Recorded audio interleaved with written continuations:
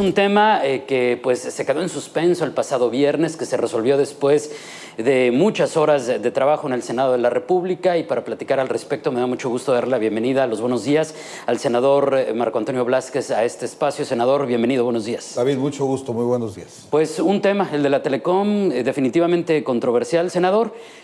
Muchos a favor, defendiéndolo, como el caso incluso de este panista Andrés de la Rosa Naya, quien también nos dice, bueno, el diputado federal, tendrá que discutirlo en la parte que le corresponde ahora, con un voto dividido del Partido Acción Nacional, como le digo, con muchos comentarios a favor, pero también muchos en contra. ¿Usted la vota a favor en el Senado, senador? ¿Por qué? ¿Qué ve de positivo en la Telecom para votar a favor de esta reforma?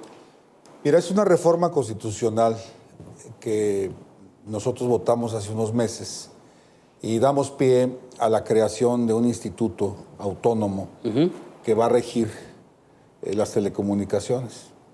También esta reforma da pie a la construcción de un aparato judicial que va a dirimir las diferencias entre los diferentes actores. No es cosa menor porque además esta ley une por primera vez en la historia la convergencia de lo que es la radiodifusión y lo que son las telecomunicaciones.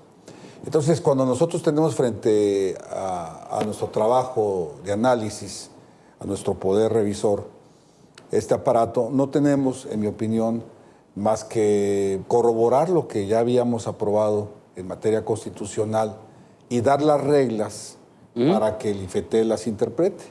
No tuve el menor inconveniente en ser el único senador de izquierda que en conciencia y siempre con una sola actitud y una sola línea de trabajo dio su voto en favor de esta ley y de las instituciones que creamos. En términos prácticos, ¿cuáles son los beneficios para la población con esta reforma?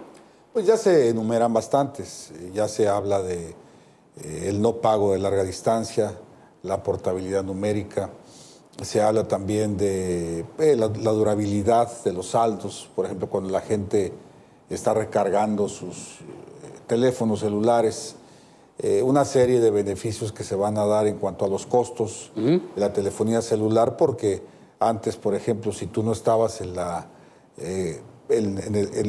empresa preponderante, por ejemplo, de los celulares, te cobraba tu empresa 75 centavos por una conexión, por una llamada, porque eso es lo que el preponderante le cobraba a la empresa minoritaria. Pero aquí yo creo que más que, en el caso de nosotros, los legisladores, más que estar viendo y contando los centavitos que se va a ahorrar el usuario, que son muchos, tenemos que ver a nivel institucional qué fue lo que nosotros creamos, cuáles fueron las instituciones que nosotros estamos poniendo al servicio de la industria para que se pueda realizar una mejor competencia, mayor transparencia y mejor regulación. A ver, ese es un tema que se ha discutido mucho porque, por ejemplo, en el caso de la preponderancia se ha dicho por qué se hizo de una manera y no de la otra. Ya ve que estaba la discusión si se sea por sector o por servicio y esto permitiría mayor competencia. Entonces, desde su perspectiva, efectivamente, en el tema de la preponderancia y en el tema de decidirse por una u otra vía, sí se abren las posibilidades de mayor competencia, de tener mejores precios, más competitivos en todas las áreas que corresponde a la Telecom? Mira, este debate empezó, si tú te acuerdas, porque lo platicamos tú y yo, en que se iba a censurar el Internet, en que se iban a suspender las comunicaciones, cualquier cantidad de mentiras, que quienes estamos en contacto con las piezas legislativas desmentimos.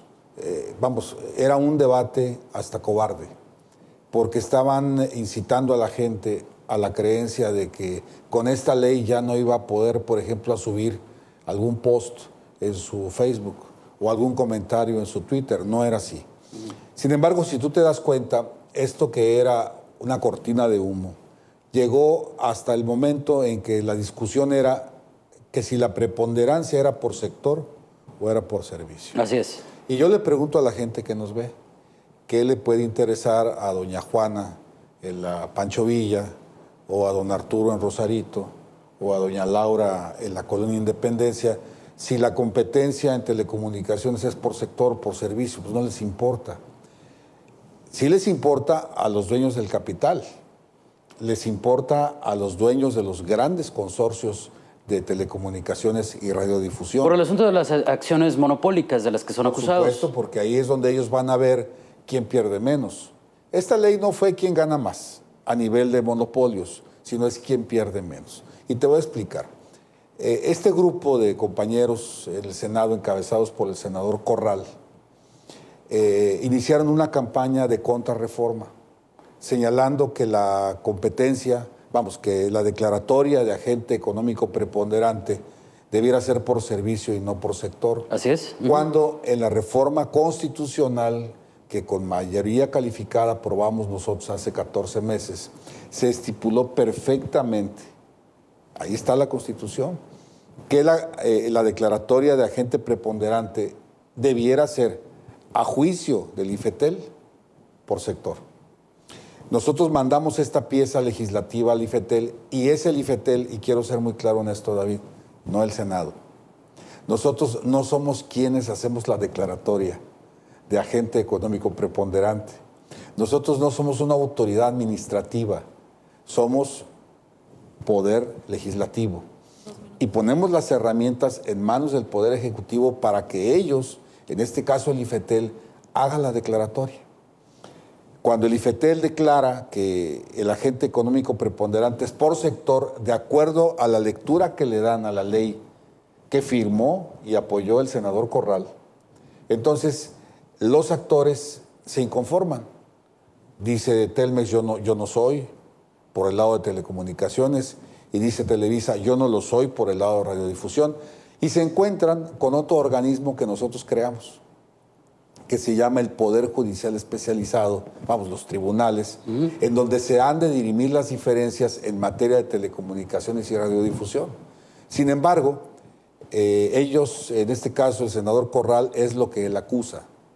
Él señala que los senadores, los 80 que votamos en favor, recibimos prebendas y servicios de Televisa. Así lo dice con todas sus letras.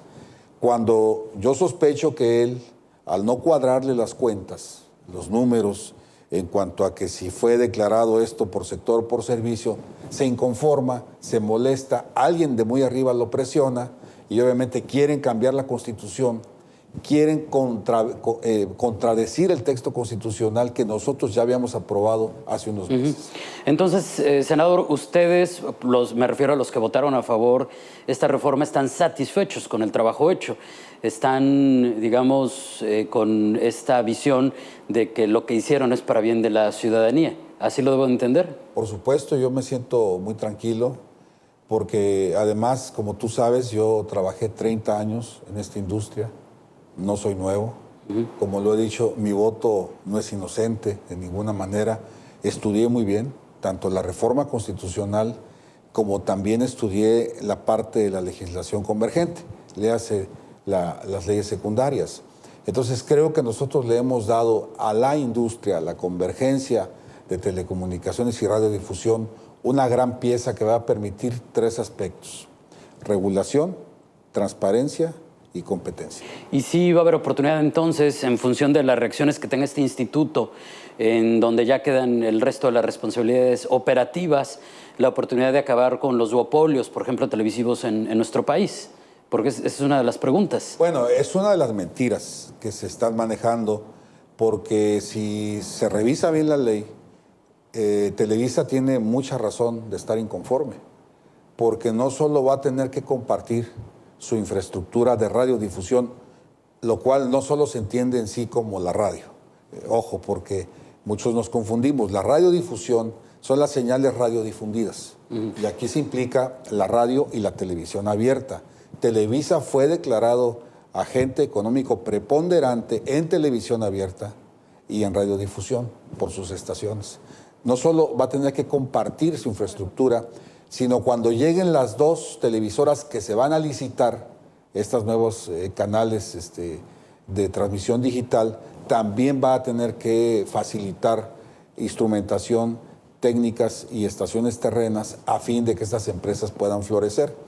Y en el caso de los compañeros encabezados por el senador Corral, decirles que sabemos que la pretensión de quienes les manipulan eran entrar ya a la televisión restringida. Eso es lo que querían. Vamos a llamarle a las cosas como son. Querían asaltar, ¿sí?, el mercado de la televisión restringida, en donde estamos ahorita tú y yo. Sí, sí, sí. Pero se tiene que esperar 14 meses. Yo creo que se puede ser el hombre más rico del mundo, se puede ser el hombre que está acostumbrado a comprarlo todo, pero en este caso, a un poder instituido, como es la Cámara de Senadores, no hay dinero que alcance, ni para comprarlo, ni para presionarlo. Así que nosotros, a través de nuestras leyes, las que creamos con el consenso amplio del Senado, decidimos que se tiene que esperar 14 meses y una vez concluido este término puede entrar a competir con toda la infraestructura monopólica que tiene a la televisión restringida. Ahora, hay una, en este mismo tema, hay una columna del periódico El Mexicano que se llama Cicuta, que ha sido pues muy dura con críticas en contra de usted, senador. Incluso decía que el voto en materia de telecom era porque había un interés, primero, de obtener una estación de radio, después que un canal de televisión, después incluso acusaban censura. ¿Qué opinión le merecen este tipo de críticas y publicaciones? Mira, es un compañero que yo conozco, lo respeto. Yo creo que es una persona un poco confundida, porque para empezar, yo no tengo el dinero ni en sueños para tener una estación de radio. Ni para comprar una concesión vamos a obtenerla, mucho menos para operarla. Y si lo tuviera, créeme, David, yo conozco muy bien este medio. Es un negocio tan difícil, es un negocio tan competido y tan castigado por la sobreregulación que difícilmente podría ser un negocio. Y también acusé un señalamiento de censura, donde decía que le dijeron en la estación donde trabaja, porque también trabaja en una estación, que ya le parara a los comentarios. Y yo creo que se equivoca en el concepto, porque si tú estás, por ejemplo, trabajando para una gran empresa de telecomunicaciones como es esta, que trabaja a base de concesiones públicas, yo creo que lo menos que puedes hacer es observar cuál es el lineamiento de tu industria para no ir en contra de ella. Entonces, si esta persona trabaja en una estación de radio, que es un gran consorcio nacional, un gran corporativo, y se pone a blasfemar y se pone a decir que la ley Televisa y que están comprados todos y que con esto quieren apoyar a los monopolios, pues se está dando un tiro en el pie. Entonces, más que en sí, creo yo, porque conozco muy bien de esto, que llamarlo a cuentas por lo que decía de mí, y yo más bien creo que lo llamaron a cuentas porque estaba a contrapelo de la política de la empresa de radiodifusión para la que trabaja. Más allá de esto, yo sería incapaz de hablarle a algún concesionario, ya fuera local o nacional, a pedirles que callaran a tal o cual comentarista. No es mi estilo y la verdad no es mi convicción. Y finalmente, porque el tiempo apremia, senador, hay una observación que hace el Colectivo por el Derecho a la Comunicación, CODEC, aquí en México, que dice que con esta reforma se va a permitir que se invada la privacidad de los usuarios en materia de telefonía, en materia de Internet. ¿Qué tan de cierto está esto que podrían monitorear sin una orden judicial por ejemplo, nuestras pláticas privadas, nuestros chats, nuestros mensajes? Porque esto, digo, a muchos nos preocuparía si fuera realidad. No, esta es una mentira, es parte de la misma cortina de humo que desataron. En esta discusión se involucraron varias ACES, asociaciones civiles, u ONGs, o organizaciones no gubernamentales. Y uno de los principales objetivos de estos grupos era que las empresas permisionadas, las estaciones de radio y televisión permisionadas, las culturales, claro, y demás, pudieran comercializar. Y yo decía, bueno, qué simpáticos son estos jóvenes porque, o sea, solicitan una licencia para radiodifundir en base a que son una asociación, vamos a decir, cultural, científica, etcétera, con recursos. Y una vez que están ya en la mesa, entonces dicen, no, ahora queremos comercializar. ¿Qué te parece si nos dejas vender tantos minutos a la hora? A esto me opuse tajantemente.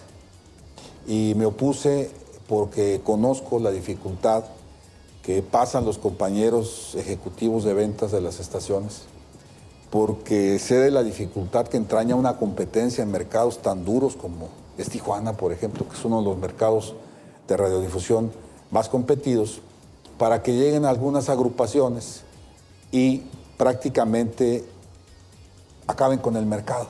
Pero además se perdería la naturaleza de esas estaciones, ¿no? Se perderían su objetivo específico en materia de ser difusores de la cultura, del arte, del civismo y demás. Bueno, es una visión particular y también como yo lo veo. Senador, se nos acaba el tiempo. ¿Algún mensaje final, algo más que decirle a los bajacalifornianos en este momento? Pedirle a los diputados que ya está ahora la pelota en su cancha, que piensen muy bien cómo van a votar. Yo creo que en Baja California tenemos diputados valientes, tenemos diputados que se ganaron con toda legitimidad su derecho a estar en donde están. Y sí quiero decirte que en mi caso, el voto que yo expresé, tanto en comisiones como en pleno, fue un voto de conciencia, fue un voto de razones, en donde me desbasté de la cuestión ideológica. Las telecomunicaciones no se analiza con ideología. Y creo que hemos dejado para que los compañeros diputados analicen y en su caso aprueben una legislación convergente a la altura de las necesidades de la sociedad y de la industria. Así sea, senador. Muchísimas gracias y muy buenos días. Gracias. Es el senador Marco Antonio Blázquez, senador del Partido del Trabajo por Baja California.